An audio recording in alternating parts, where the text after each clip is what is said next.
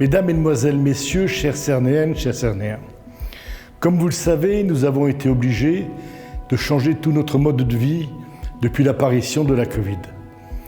Notre traditionnelle cérémonie des vœux à l'espace Grune n'aura donc pas lieu cette année. C'est pourquoi je m'adresse à vous aujourd'hui par vidéo. Depuis le mois de mars, notre quotidien a été complètement perturbé. Nous avons vécu un premier confinement entre le milieu du mois de mars et le milieu du mois de mai, et nous connaissons tous, dans notre entourage, quelqu'un qui a contacté le Covid, en a souffert, voire pire, en a perdu la vie. J'ai une pensée émue pour toutes ces personnes et pour toute leur famille. Cependant, cette période difficile a aussi vu émerger de nombreuses initiatives et une chaîne de solidarité s'est créée. Chantal Burgermeister et Guylaine Lombardo, que je salue et que je remercie, se sont lancés avec toute une équipe de couturières bénévoles dans la création et la confection de masques et de blouses. Elles les ont offerts à l'hôpital, à la maison de retraite, à de nombreuses autres structures, alors qu'il était très difficile de s'en procurer à ce moment-là. La mairie a mis à disposition un véhicule communal pour que l'amicale des sapeurs-pompiers de Cernay-Wittelsheim et les bénévoles assurent la livraison de produits de première nécessité et de médicaments aux personnes vulnérables, aux personnes malades et aux personnes âgées qui ne quittaient plus leur domicile.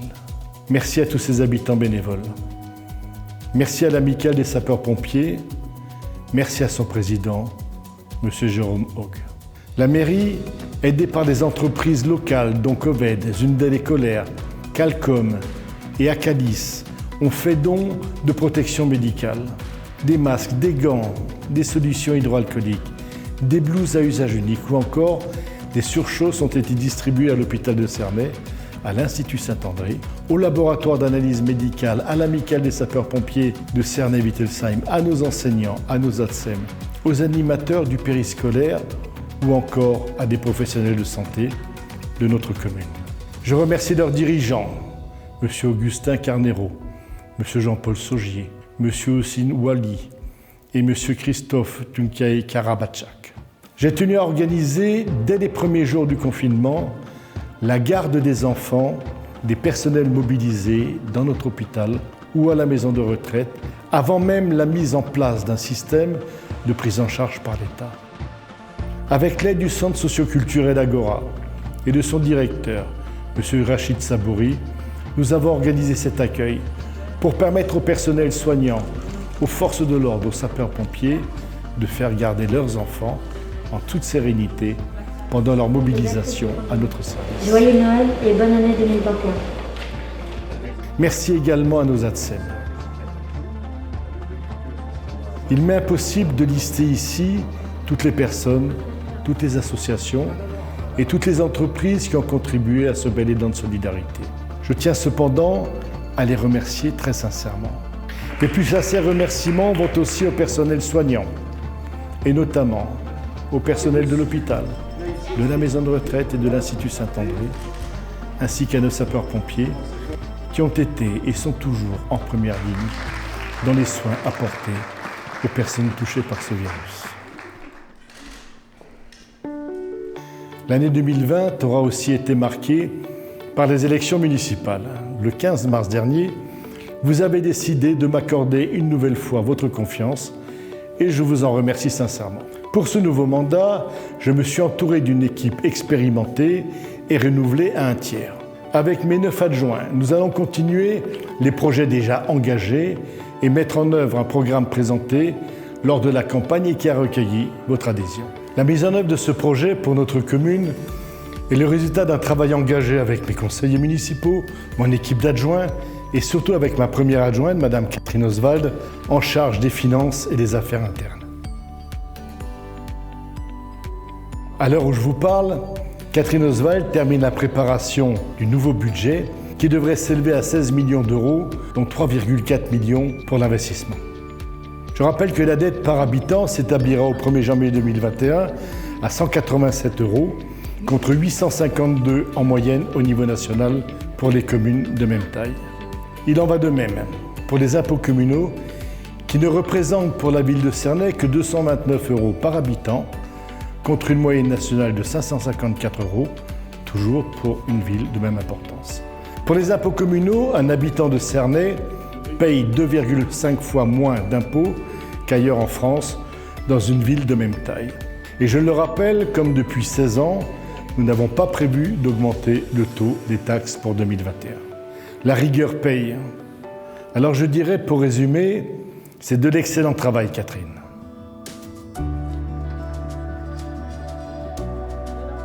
La réhabilitation du quartier Bel-Air, dans le cadre du nouveau programme national pour la rénovation urbaine, se poursuit. 2 derniers bâtiments vont être détruits et remplacés par 2 petits collectifs de 12 et 15 logements chacun. Cette importante transformation du quartier Bel-Air est suivie par Jérôme Amali, adjoint au maire, chargé de l'urbanisme, de la politique de la ville et de l'environnement, en lien avec le Conseil citoyen dont le président est M. Talad Balsi et avec le centre socioculturel Agora qui occupe une place centrale au sein du quartier Bel-Air et qui développe ses activités sous l'impulsion de son directeur, M. Rachid Sabouri.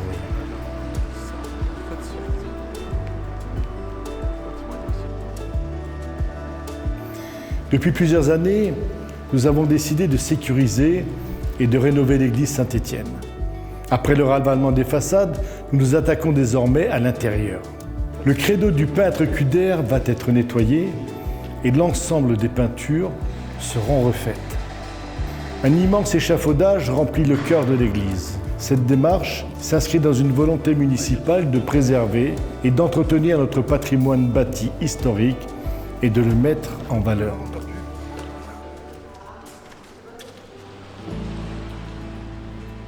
La sauvegarde du patrimoine communal est suivie par Mme Josiane Bossert, adjointe au maire chargée des associations, du patrimoine, mais aussi des relations avec l'hôpital et la maison de retraite.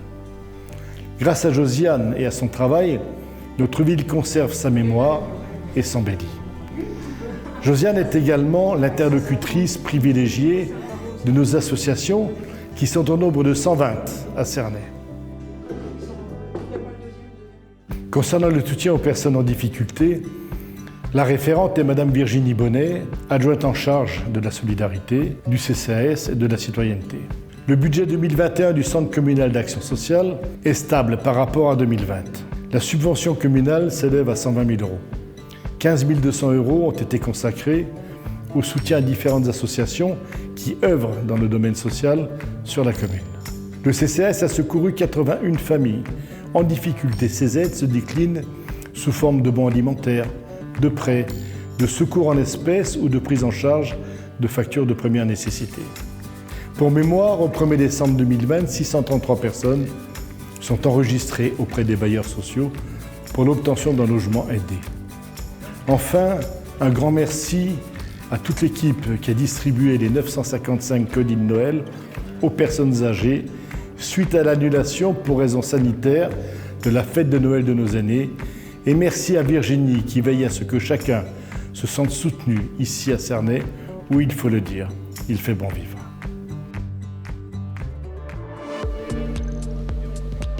La tranquillité dont nous bénéficions actuellement est le résultat d'une politique que j'ai mise en œuvre dans notre ville depuis de nombreuses années maintenant, regroupant bien sûr les élus, mais également les forces de l'ordre que sont la gendarmerie nationale, la brigade verte, notre police municipale, les médiateurs de quartier et par-delà l'ensemble de la population qui aspire à cette tranquillité.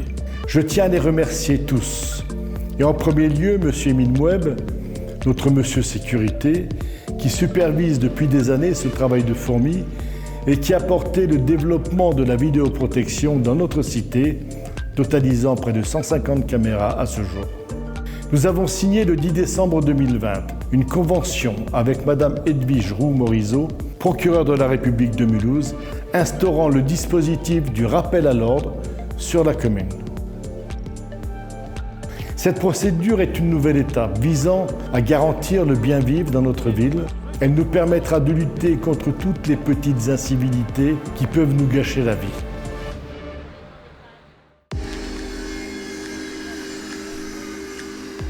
Vous l'avez probablement tous remarqué, les travaux de construction du nouveau cinéma de Cernay ont enfin commencé. Ce complexe de 7 salles, dirigé par M. Claude Brasseur, propriétaire et exploitant du cinéma Le Florival de Guebwiller, sera le premier cinéma de France à énergie neutre, ce qui signifie qu'il produit autant d'énergie qu'il en consomme. Il représente un investissement de 7 millions d'euros.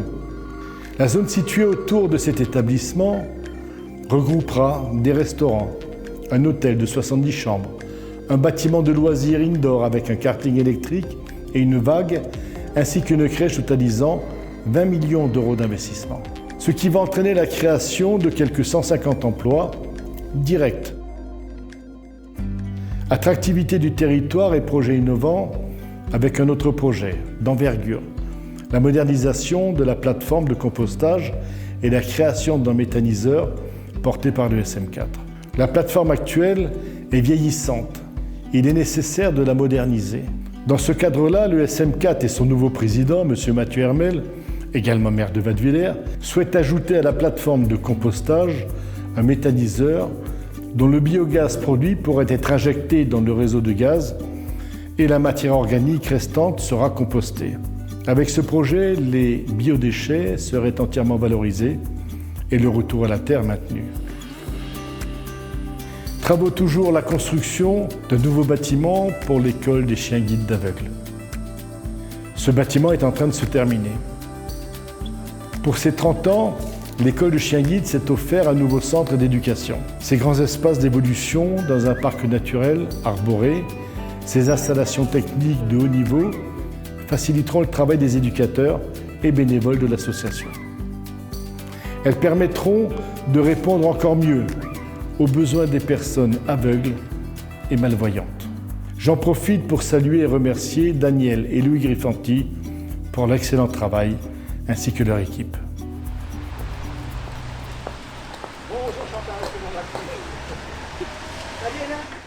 Monsieur Laborer, en charge du monde économique et de l'emploi, veille également au soutien des commerces locaux. Il est le contact privilégié de toutes nos entreprises et de tous nos commerces. Et il mène sa mission avec efficacité.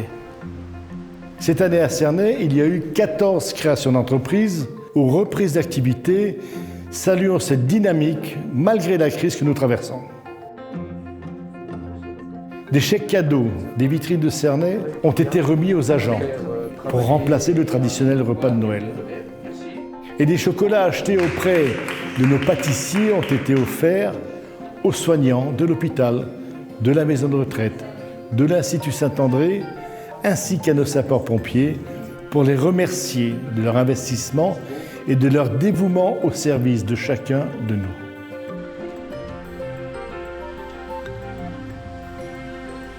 Le bien-être est aussi lié à l'environnement. Il s'agissait de nos engagements de campagne, créer un verger sur la route de Vieuxtannes.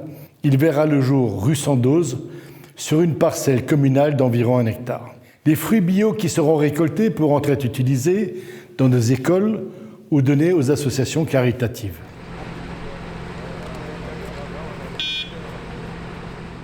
Monsieur Claude Meunier, en charge des services techniques, gère les ateliers municipaux et supervise les travaux de la ville. Bon nombre d'études et de travaux sont engagés.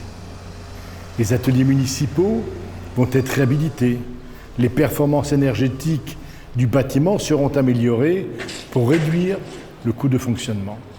Un parking va être créé en face du périscolaire pour désengorger le centre-ville et permettre aux habitants et aux commerçants de se stationner. Nous allons agrandir le clubhouse à destination du football et de l'athlétisme au complexe Daniel Eck. Nous allons engager des études pour la réalisation d'un 2e court de tennis couvert. Une salle associative et de convivialité dans l'ancienne caserne des sapeurs-pompiers sera créée. Les travaux de la piscine intercommunale de Cernay se terminent. Sa mise en marche devrait avoir lieu avant la période estivale. La création de cette piscine représente un investissement de plus de 10 millions d'euros pour notre communauté de communes, présidée par M. François Orny, qui vient de lancer une réflexion sur le destin partagé de nos 16 communes, sur le mandat qui s'ouvre à nous. Outre le grand bassin de 25 mètres carrés en inox seront réalisés Un bassin d'apprentissage, de détente et de loisirs de 125 mètres carrés avec banquette à bulles, buse massante et cascade, une pataugeoire de 30 mètres carrés avec des jeux pour les plus petits, un espace bien-être avec sauna, hammam et douche ludique, une aire de jeux d'eau extérieure, le tout agrémenté d'une terrasse et d'un parc de verdure. Nous avons programmé des études sur la réfection de la rue des Vignes et de la rue de la Douane. La réfection de l'avenue Charles de Gaulle et de la rue René Guibert sont en cours. Ces deux projets d'envergure prévoient une reprise intégrale de la chaussée, des trottoirs, des places de stationnement, ainsi que la création de pistes cyclables. Il s'agit d'une volonté de la municipalité de développer des modes de transport doux et notamment les pistes cyclables.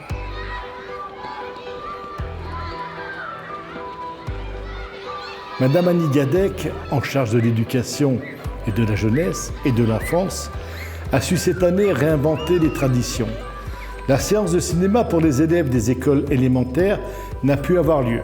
Nous avons donc décidé, pour apporter une compensation aux écoliers, de leur offrir un manala, confectionné par les boulangers de Cernay, et 2 tickets de cinéma qu'ils pourront utiliser lorsque les salles de cinéma rouvriront. La municipalité a fait de la politique éducative une de ses priorités. Elle y consacre d'ailleurs près de 1,2 million d'euros par an. Cet engagement, la ville souhaite le poursuivre afin de contribuer à l'épanouissement et à la réussite des enfants. Ce sont également 635 000 euros qui sont consacrés au périscolaire, la cantine et l'accueil de loisirs. Annie Gadec s'occupe des 963 enfants scolarisés dans les écoles maternelles élémentaires, ainsi que des relations avec le périscolaire. Elle est l'interlocutrice privilégiée des directeurs d'école et des enseignants. Annie a un cœur en or pour s'occuper des enfants et des doigts de fée pour bricoler, découper et coller. On vous souhaite un joyeux Noël et une bonne année. Madame Nicole Vif, adjointe chargée des animations et des festivités communales, organise tout au long de l'année des festivités telles que la fête de la musique, les guinguettes de l'été, les animations de Noël ou le chevalet d'or. L'année 2020 ayant été une année particulière, Nicole a dû trouver des moyens de réinventer nos animations et de les adapter aux règles sanitaires et aux obligations des confinements et des limitations de rassemblement.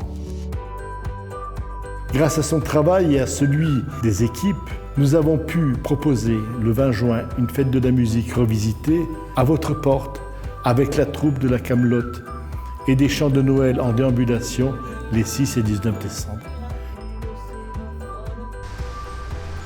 Je tiens à la remercier pour son investissement et ses idées innovantes. Je tiens à remercier toute mon équipe d'adjoints pour leur implication et le travail qu'ils ont fait au quotidien. Pour l'avenir, je dirais que la stratégie du budget primitif 2021 visera une nouvelle fois à maintenir le pouvoir d'achat de nos concitoyens. Il s'agit dans le même temps de veiller à la qualité des services publics et à l'attractivité économique de notre territoire. Grâce à la maîtrise de nos dépenses de fonctionnement, nous préservons notre capacité d'autofinancement. Nous voterons un budget d'investissement dynamique, source de travail pour les entreprises et donc bon pour l'emploi. Nous soutiendrons l'activité et le tissu économique. L'ensemble de ces politiques vise à préserver, vous l'aurez compris, la qualité de vie de nos habitants tout en faisant preuve de modération fiscale. Vous le voyez, beaucoup de travail, beaucoup de projets.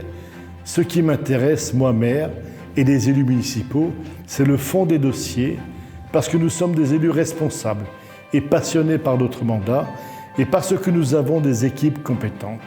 Cette idée de la démocratie de proximité, le fait de servir, d'être à l'écoute des citoyens, telle est la réalité de notre quotidien. Notre engagement est là, au service de tous, au service des Cernéens. Redonner du sens à la vie en société, pas une vie uniquement orientée vers le confort ou une consommation accrue, mais une vie de respect de l'individu, de la biodiversité, une quête de bon sens. Cette évolution sociétale devra faire coexister l'économie avec le social, l'écologie avec l'innovation technique. Je voudrais vous remercier toutes et tous pour le travail accompli et pour celui qui reste à faire. Merci aux adjoints et aux conseillers municipaux. Merci aux élus. Merci aux associations, aux bénévoles, à nos sapeurs-pompiers, aux forces de l'ordre, aux représentants des administrations, aux enseignants, aux industriels, aux artisans, aux commerçants, aux services de santé, au personnel communal et intercommunal, aux partenaires financiers de la ville. Merci à vous tous. En conclusion, je voudrais vous souhaiter à toutes et à tous une très belle année 2021, pleine de réussite, pleine de bonheur et surtout pleine de santé. Ces vœux, c'est moi qui les exprime, c'est mon épouse, c'est l'ensemble de mon conseil municipal. Mais s'il vous plaît, soyez attentifs. La Covid n'est pas vaincue, respectons les règles sanitaires et puis je recommande à tout le monde de se faire vacciner pour arriver à vaincre cette Covid. Merci à tous. Très belle année.